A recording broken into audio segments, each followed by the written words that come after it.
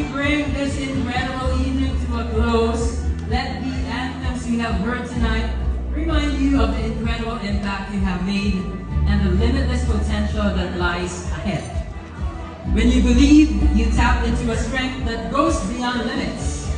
You rise up to every challenge, determined to go the distance.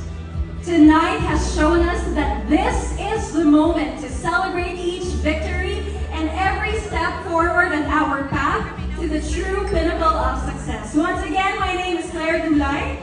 And I'm Div Vitancor. Here's to more iconic moments and continued success in the years to come. Ang dami kong fans, kinakain ko eh. And now, to leave us with one final unforgettable anthem, please welcome back Capricorn.